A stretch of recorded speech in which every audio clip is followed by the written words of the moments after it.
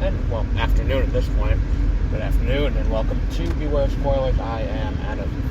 It is Labor Day, and if you're looking to hear my thoughts on Rings of Power, you're going to have to wait on that, because we are going to do an episode about Rings of Power. We're going to do a big Lord of the Rings episode. We were going to do it this weekend, but plans changed. We're going to do it next weekend, I believe, now that we've settled on. But that is, tomorrow, or next weekend, not right now. For right now, we're going to talk about last night's season premiere. And I know I said we're going to talk about Stargirl. I definitely said that. And it is entirely possible that last night I sat down and I was like, what am I going to watch now? And I was like, what the fuck was it? I don't remember. What was the thing that I had on my itinerary to watch? And I was like, whatever, let's put on Impractical Jokers instead, and work on a project that involves Civilization 5, and YouTube, and, yeah, that's going to be going up, I would say, by the end of next week. That'll be up on YouTube, the first episode. But for right now, we're talking about, I was like, it was definitely something. And it's like the whole day, like the whole time I'm like getting ready, and I'm like, there's something. There's something that I'm supposed to be watching. What the fuck is it? What the fuck was the thing I'm supposed to be watching? And then I remember this morning, I'm like, oh yeah, Stargirl. Yes, Stargirl will start tomorrow. It'll be good. It'll give us, there's not enough going on. And also that Shut the Patient with Steve Carell I wanted to watch too. But we'll cover both of those in the coming days.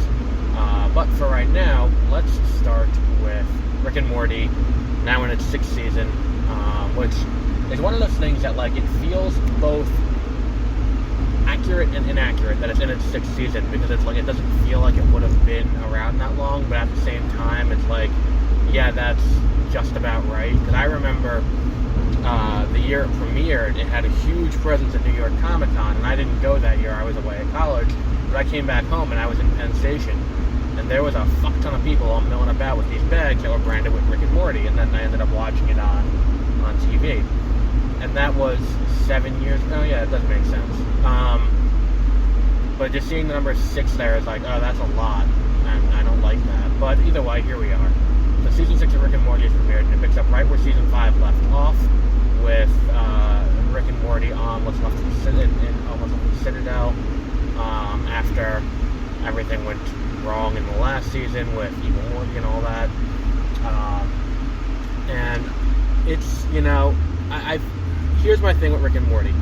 I think the strongest 2 seasons are season 1 and season 2. I think beyond season 2, every season has some great moments, and it has some things that work very well for it. But that said, I think that season 2 was kind of, where it plateaued for me at least, okay? And then it's like, when you get to season 3 and 4, I found diminishing returns, and it felt like it was trying to do more than it should have, where it's trying to, to do these long story arcs and really lean into the emotional impact of the show, which, you can do, but at the same time, if you're doing that and it's taking up too much time from the funny, then at the same time, what's really the point? Like, because at the end of the day, I'm here to mostly see comedy, and it's like every Adult Swim show to an extent has had something like that, where you get these great comedic moments, but also you get these heartfelt things, and it's across all animation, not just Adult Swim. But with this, we have Space Beth rescue them, like Captain Marvel in Endgame, and then they go off, and there's a fuck up with how they're fixing things, and it feels very much like the season 2 premiere when the episode starts, where it's like they got to set things right, and they fuck up something, and it causes things to get fucked up, and they end up being transported into their home dimensions. So the 3 who get transported back are Rick, Morty, and Jerry. And Jerry gets transported because in that one episode where they dropped Jerry off at like the Gymboree type place, they took the wrong Jerry home, and that's that's confirmed in this episode. So they do that, and then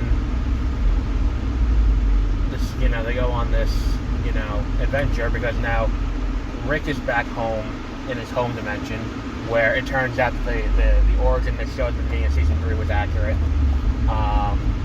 Then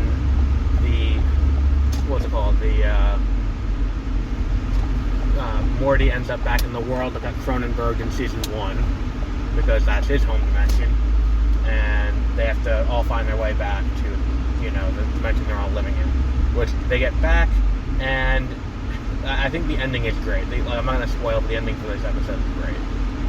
And then the way they handle the whole thing is kind of hilarious. Okay, I guess you're going to let me go. Go ahead, buddy. So, I think that, again, like I said, I think leaning into the aspects of like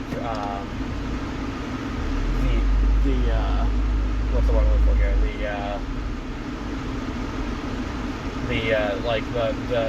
The emotional stuff doesn't 100% land 100% of the time, in my opinion, because I think what ends up happening is you end up with these very heavy episodes, which this episode kind of is in, I would argue, a needless capacity.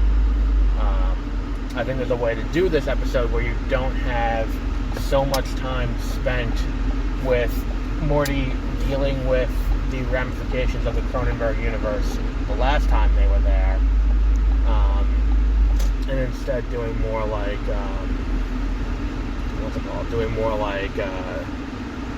trying to find their way home. And I'm not saying you can't do both. I'm not saying it's wrong to do one over the other. I'm saying that it is inherently less. I would say it's definitely less. What's the word I'm looking for here? It's less. It becomes. I don't even know how to put it. It's like, for me, and again, it's all personal preference. I prefer it when it's more non sequitur and there's looser ties leading to a villain. And I don't like that they set up who the villain is in the beginning of the episode. At the end of the episode, for who the villain's going to be for the rest of the season. I think that was a little bit of a misplay on their part. I know there is a subset of the fan base that likes that they do that because they believe that it adds credibility to the show.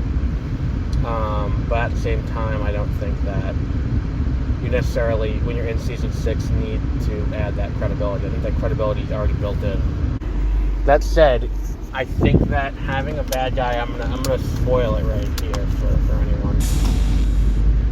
I think an overarching bad guy being an evil Rick is unique, and I think that the fact that this evil Rick does have ties to Rick's past will make for some interesting story fodder, and will make this an interesting kind of, new approach to breathe some life into the show. And I think it's an interesting juxtaposition where last season we had the bad guy be the evil Morty.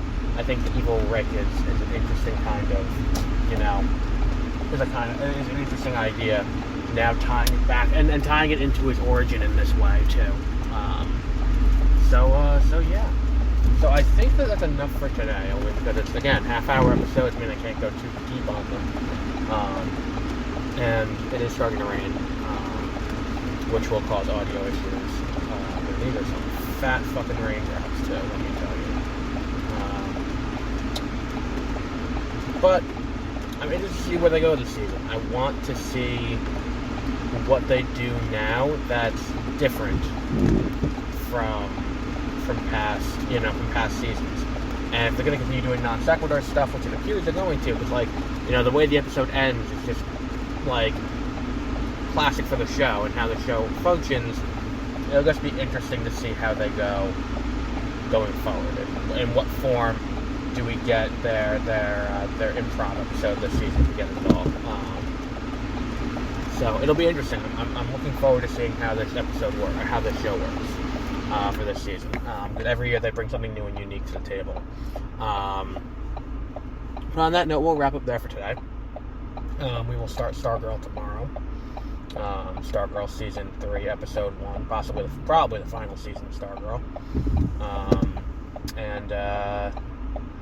Continuing on with the other stuff. And if you're looking for Rings of Power, I have watched the first 2 episodes. I'm not going to say anything about them yet because I have planned something for next weekend where we're going to address the first 3 episodes all together. We're going to do a Lord of the Rings episode, and I want people who have a deeper knowledge of Lord of the Rings on it with me. So it's not just me being like, I don't have a problem with it. Because, again, I don't go as deep on Lord of the Rings as I do on other science fiction and fantasy franchises. So to sit here and be like, well, I don't have a problem with it, it's like, I don't see discontinuities. It's like, well, yeah, no shit, you don't see discontinuities, because it's like, the discontinuities are in things you didn't read, so I can't really point it out. But we will talk about that next weekend. But until then, have a great rest of your week.